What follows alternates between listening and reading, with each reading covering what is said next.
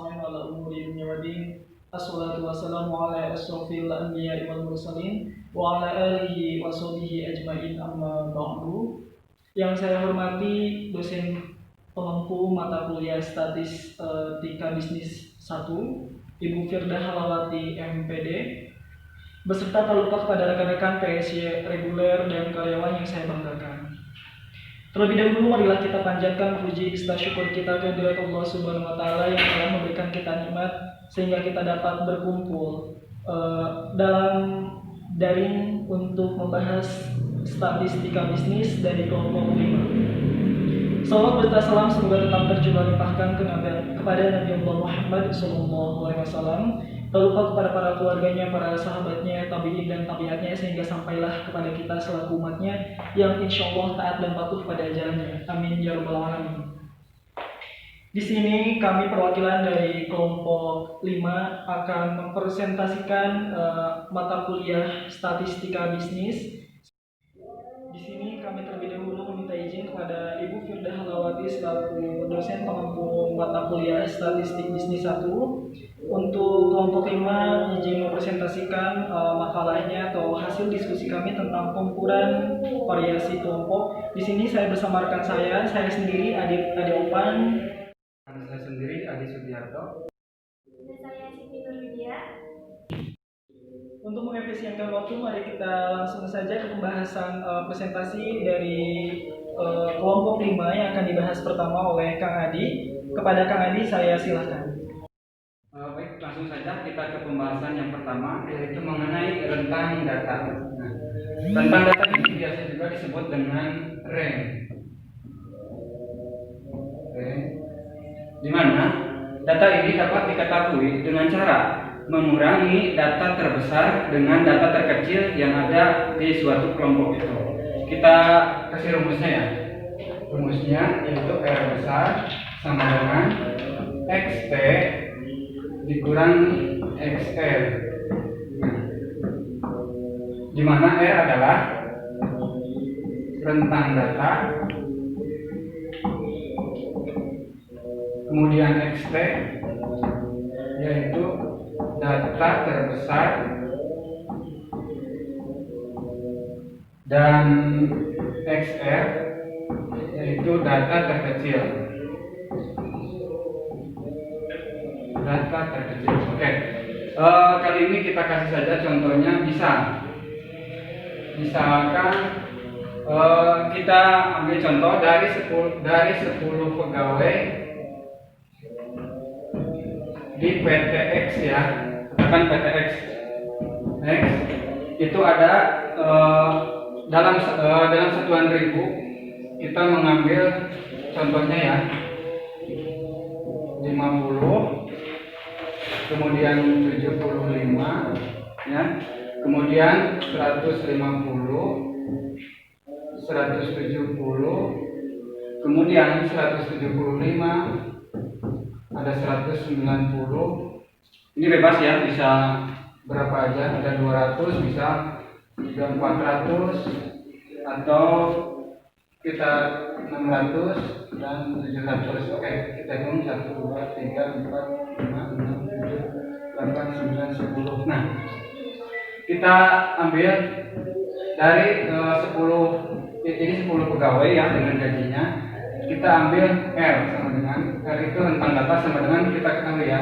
Data terbesar dari gaji pegawai ini di angka 700 ya. Atau bisa disebut, kita masukkan dulu rumusnya ya. XT dikurangi XR sama dengan jadi 700. Nah, ini ya. Ini data terbesarnya dikurangi ini XR-nya yaitu 50. Nah, jadi hasilnya adalah 650. Nah, ini dia hasilnya ya. Rentang data ini berarti, jadi rentang data inilah yang menunjukkan tingkat variasi kelompok dari gaji pegawai tersebut. Nah, barangkali penjelasan sedikit dari rentang data. Selanjutnya pembahasan kedua akan disampaikan oleh Saudara Adit. Untuk itu saya persilakan. Assalamualaikum warahmatullahi warahmatullahi wabarakatuh. Sebelumnya saya ucapkan terima kasih kepada Kang Adi yang telah memaparkan materi pertamanya sumber tentang data. Di sini saya akan membahas pembahasan di variance. Nah, variance sendiri pengertiannya yaitu rata-rata dari jumlah kuadrat simpangan untuk variance. Nah, dalam variance di sini ada beberapa persamaan yang sebelum kita membahas kebersamaan, di sini saya akan menjelaskan terlebih dahulu simbol-simbol apa aja yang terdapat atau yang akan dibahas pada persamaan atau rumus yang terdapat pada variance. Yang pertama, di sini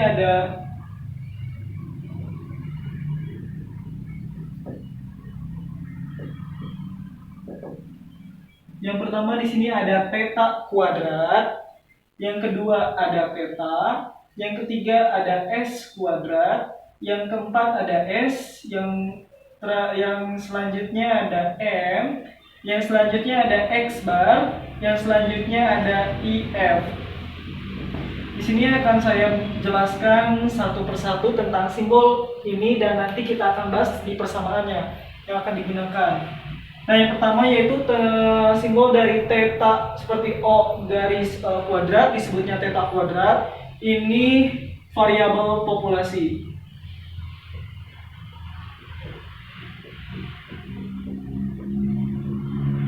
Yang kedua di sini kita ada theta, dia tanpa kuadrat, theta. Ini simpangan baku populasi. Yang ketiga ada S kuadrat, di sini variance sampel.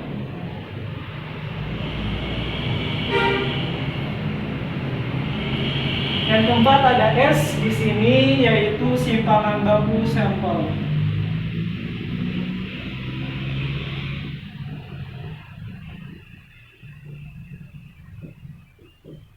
Yang N ini adalah jumlah sampel atau data. X bar di sini adalah rata-rata atau min.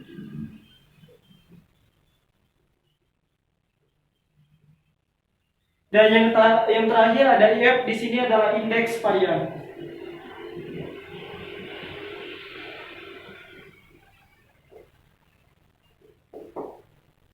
Nah, dalam variance di sini ada beberapa persamaan yang akan kita bahas nanti. Di sini ada theta, ada S, theta kuadrat, ada theta, ada S kuadrat, ada S, ada N, ada X bar dan IF. Nah, untuk persamaannya sendiri itu apa sih?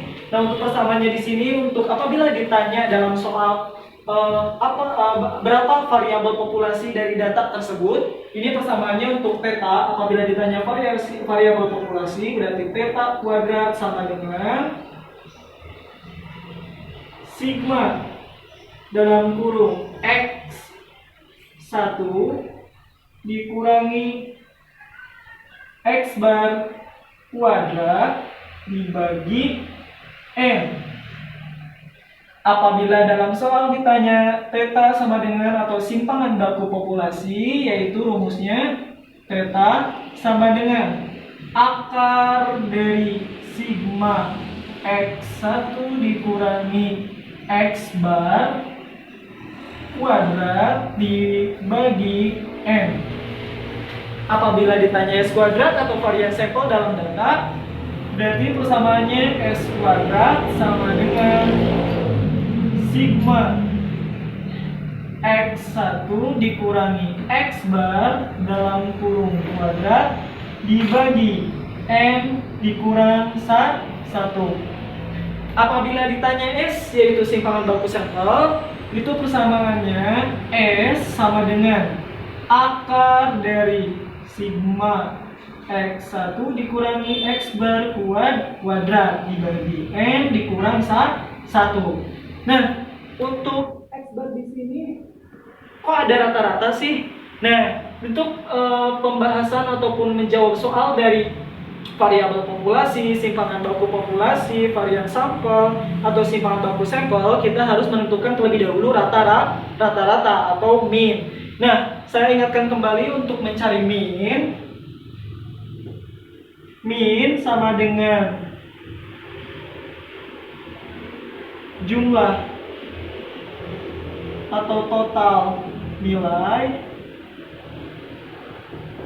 dibagi jumlah data. Nanti hasilnya X bar di sini seperti itu. Hasilnya min ya. Nah, untuk indeks varian sendiri, persamaan dari indeks varian sama dengan S dibagi rata-rata. Nah, rata-rata ya persamaannya, rata-rata atau min dikali 100%.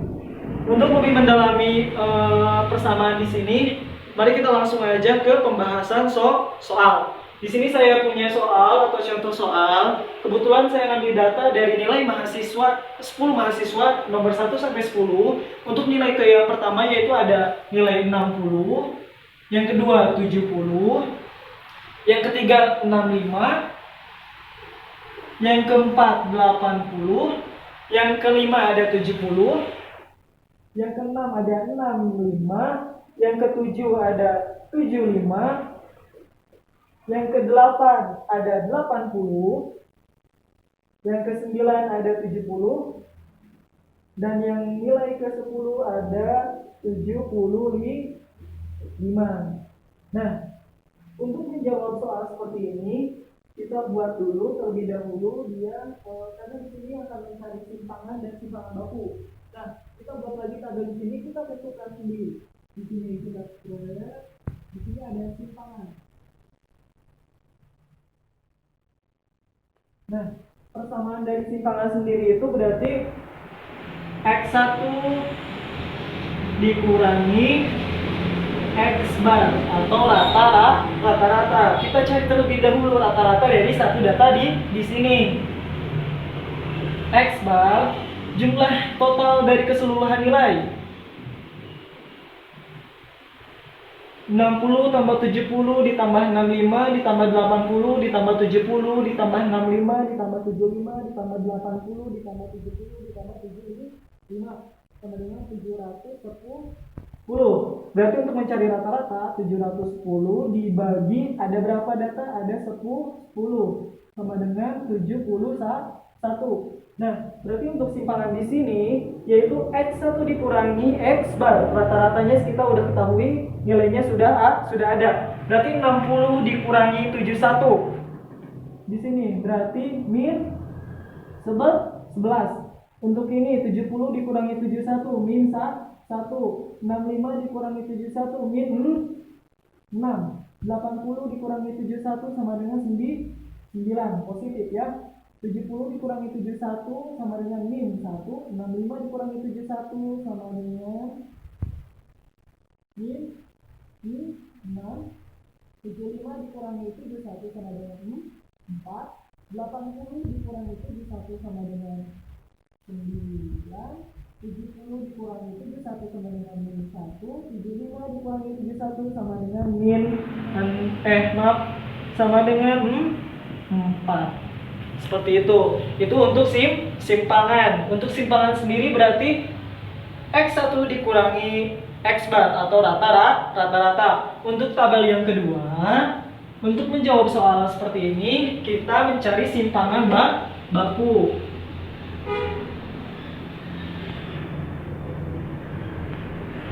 Untuk simpangan baku sendiri itu bagaimana untuk dicari dari tabel di sini? Itu persamaannya yaitu X1 dikurangi X bar dikurangi. Jadi dari hasil ini dikuadratkan. Begitu berarti kuadrat dari ini 11 sama dengan 121. Kenapa dia jadi 121? Karena di sini dia nilainya negatif. Berarti kalau negatif hasilnya positif. 121. Negatif dari 1 berarti 1 kali min 1. Min 1 kali min 1 sama dengan 1. Min 6 kali min 6 sama dengan 36. Positif 9, 81. 1 namanya 36. 4 nya 16, 9 nya 81. Maksudnya kemudian kan 14 kuadrat berarti 16 begitu. Nah, sigma atau total keseluruhan dari simpangan baku sama dengan 390 kilo. Nah, ini jumlah keseluruhannya dan ini jumlah dari simpangan baku. Baru kita bisa jawab pertanyaan dari berapa hasil dari variabel populasi, simpangan baku populasi, varian sampel, simpangan baku sampel, dan indeks varian. Nah, terlebih dahulu apabila ditanya tentang variabel populasi, berarti kita jawab. 1. Apabila ditanyanya variabel populasi, berarti persamaannya theta kuadrat sama dengan sigma dari X1 dikurangi X bar kuadrat dibagi N. Untuk sigma dari X1 dikurangi X bar kuadrat, ini udah jelas ya, udah ada ya. Berarti 390. Nah, ini gunanya mencari total keseluruhan dari simpangan baku karena akan ditanyakan di sini. Seperti itu. Apabila udah buat tabel kan kita tinggal masukkan saja. Akan mempermudah pekerjaan kita untuk menjawab soal. Berarti untuk 390 N-nya ada berapa? 10. 390 dibagi 10 sama dengan 39. Nomor 2, apabila ditanya simpangan baku populasi, yaitu persamaannya theta sama dengan akar dari sigma X1 dikurangi X bar kuadrat dibagi N. Sama dengan, masukkan aja langsung 39 karena hasilnya sama aja kan. Bedanya ini ada akar. Akar dari 39 nilai dengan seperti itu. Apabila ditanya nomor 3, varian sampel, untuk varian sampel berarti persamaannya S kuadrat sama dengan sigma X1 dikurangi X bar kuadrat dibagi N dikurang 1. Berapa? 390 dibagi 10, N-nya 10 dikurangi 1 berarti 9. 390 bagi 9, 390 dibagi 9 berarti 4, 36, 30, 3, 27, 3 sekitar 43,3 sekian. Hasilnya dari 390 dibagi 9 hasilnya 43,3. Apabila ditanya nomor 4, ini ada simpangan baku sampel. Untuk ditanya menjawab dari simpangan baku sampel berarti S kuadrat sama dengan akar dari sigma X1 dikurang X bar kuadrat dibagi N dikurang 1.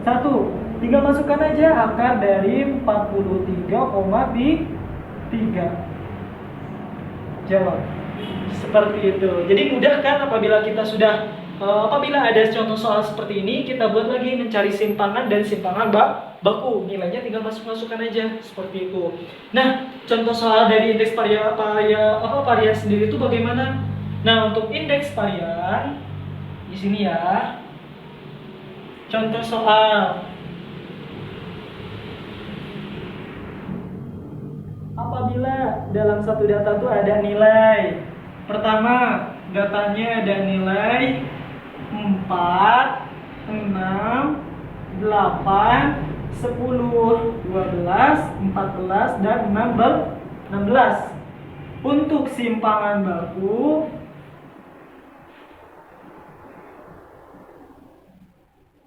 sudah diketahui sama dengan 43. Demikian. Nah, 43,2 untuk simpangan bakunya. Untuk cara menjawab contoh soal dari indeks varian di sini, jawab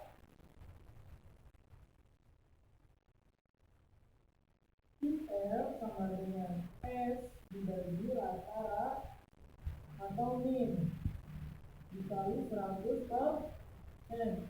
Nah, rata-ratanya berapa? Berarti kita jawab terlebih dahulu untuk mencari rata-rata. Di sini ada rata-rata ME, total keseluruhan dari 4 ditambah 6 ditambah 8 10 12 14 7 16 sama dengan 70. Ada berapa data? Ada tuh 7, berarti sama dengan 10 hasilnya untuk min. Berarti untuk menjawab soal IF sama dengan S-nya berapa sih simpanan bakunya? 43,2 dibagi 10 dikali 100 per persen sama dengan 43,2 per persen. Hasilnya demikian, seperti itu. Jadi paham ya, untuk soal indeks varian seperti ini variasi soalnya. Dan apabila ditanya variabel populasi, simpangan baku populasi, varian sampel, simpangan baku sampel dalam satu data, kita cari terlebih dahulu untuk simpangan ataupun simpangan baku. Seperti itu.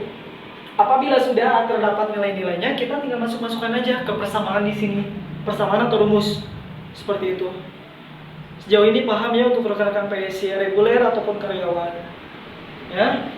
Barangkali cukup sekian pembahasan soal dari saya tentang varians. Untuk selebihnya selanjutnya akan disampaikan oleh Teh Widya pembahasan tentang menghitung standar deviasi untuk data bergolong. Assalamualaikum warahmatullahi wabarakatuh. Sedikit revisi ya sebelumnya, mohon maaf kepada rekan-rekan PSC reguler ataupun karyawan. Untuk pembahasan tadi persamaan varians, di situ saya tadi menyebutkan F1 dan X1. Nah, itu bukan F1 atau X1, tapi tandanya FI dan XI, seperti itu. Mohon diperhatikan kembali ya, FI dan XI. Terima kasih. Assalamualaikum warahmatullahi Bismillahirrahmanirrahim. Assalamualaikum warahmatullahi wabarakatuh. Di sini saya akan menyampaikan yaitu cara menghitung standar deviasi untuk data bergolong. Sebelumnya mengingat kembali, standar deviasi itu yaitu data yang variasi yang paling banyak digunakan. Nah, untuk menghitungnya kita menggunakan rumus yaitu standar akar sigma FI dari XI dikurangi X rata-rata kuadrat per N-1 gitu. Nah, untuk menghitung untuk memecahkan suatu soal dengan menggunakan rumus ini, nanti akan saya beritahu beberapa cara langkah-langkah untuk bisa menyelesaikannya.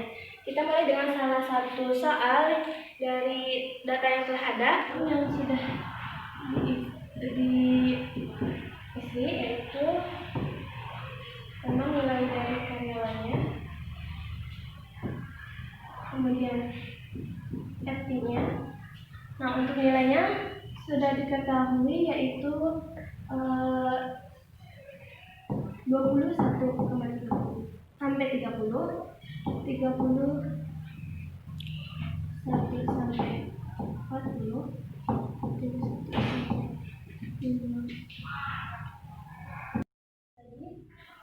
Oke, selanjutnya setelah data semua telah terisi, kita lanjut menghitung yaitu nilai median. Nilai median itu diperoleh dari nilai yang dari rentan yang ini 21 sampai 30. Kita hitung nilai tengahnya yaitu mulai 21, 22, 23, 24, 25, 26, 27, 28, 29, 30. Nah, nilai tengahnya yaitu 25 ditambah 26 dibagi 2 yaitu jadi 25,5. Selanjutnya kita hitung lagi sama yang bawah rentan angka dari 31 sampai 40 yaitu nilai tengahnya 35 ditambah 36 yaitu jadi dibagi 2 35,5. Nah, setelah kita mengetahui semua nilai mediannya, kita tulis. Kemudian selanjutnya kita menghitung. Setelah kita menghitung FI dan XI-nya, kita jumlahkan mencari X1 dari frekuensinya, yaitu kita kalikan nilai frekuensi dengan XI yaitu 21. Setelah diisi semua kita itu jumlahnya 6070. Nah, kemudian kita mencari nilai mediannya, nilai rata-ratanya. Nilai rata-ratanya itu jumlah nilai dibagi jumlah data.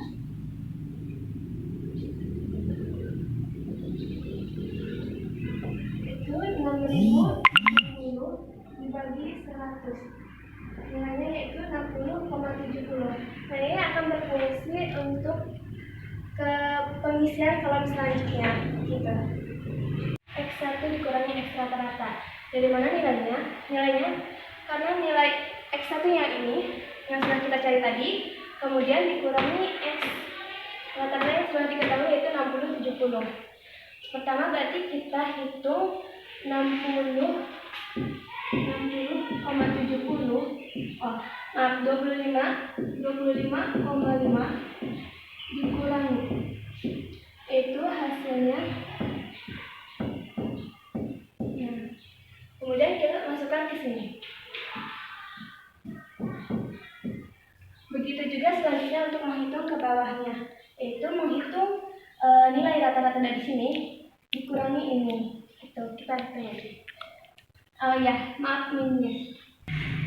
Oke, setelah kita menemukan nilainya, nah kita lanjut ke kolom yang selanjutnya, yaitu mencari nilai rata-rata lagi. Rata-rata. Oke, setelah kita menghitung nilai simpangan bakunya, kemudian kita ke kolom selanjutnya yaitu menghitung simpangan baku kuadrat. Bagaimana caranya? Yaitu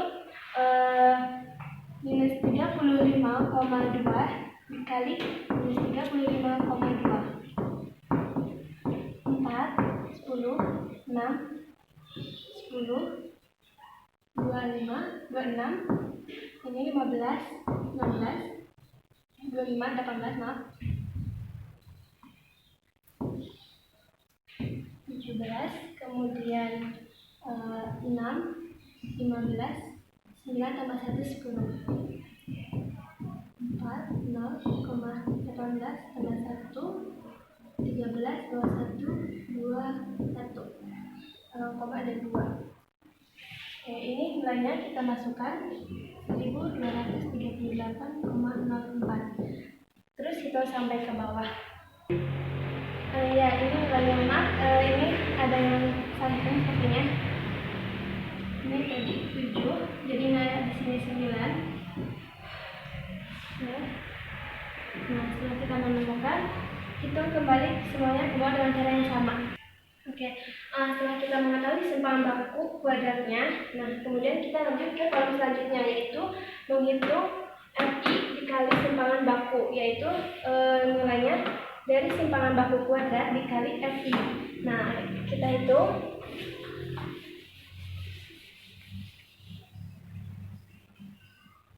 (1239,04) dikali FI-nya 2. 8, 0, 18, 01, 9, 6, 7, 4, 2. Kita masukkan ke kolom 78,08. Selanjutnya terus seperti itu menghitungnya, yaitu nilai simpangan baku kuadrat dikali FI. Nah, setelah kita mengetahui FI dikali simpangan kuadrat dikali ya hasilnya ini, kemudian kita jumlahkan dari atas sampai akhir, yaitu 26.000,696. Nah, selanjutnya yaitu kita menghitung yang pokok utama kita cari, yaitu simpangan standar deviasinya, yaitu kita karena jauh untuk mendapatkan nilai ini kita melalui banyak proses ini. Nanti saya ulangi lagi. Kita masukin dulu nilainya ini 26,096 dibagi. Nah, untuk N-1-nya itu nilai dari jumlah FI-nya dikurangi 1. Berarti 100 dikurangi 1 yaitu 99. Nah, kita hitung yaitu 26,096 dibagi 99. Oke, setelah kita hitung nilai FI simpanan baku dibagi 99 yaitu 264,09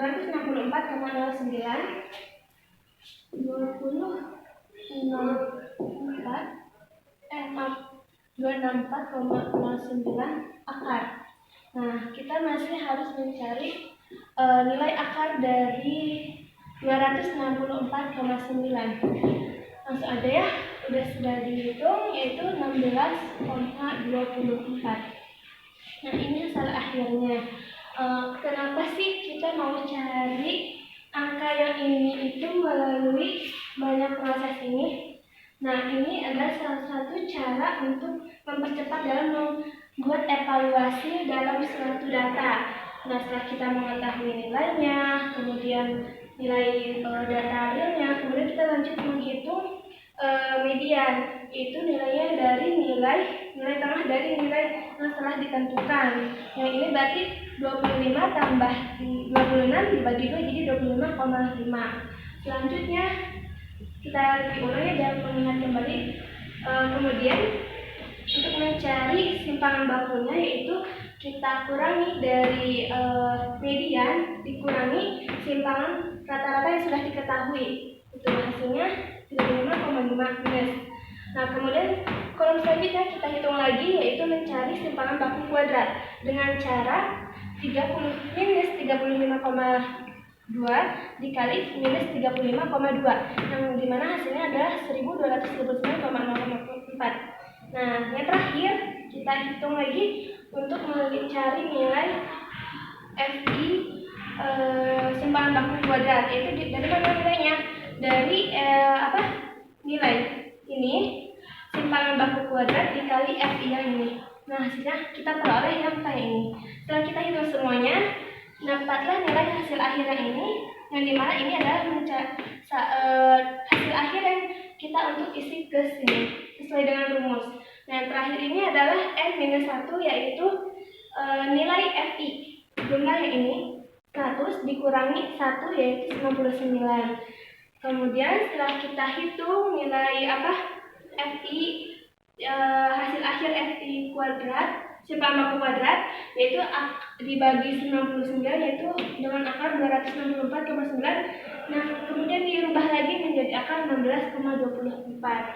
Itu. Jadi untuk mendapatkan menyelesaikan satu rumus ini kita harus melalui beberapa tahap untuk menyelesaikannya.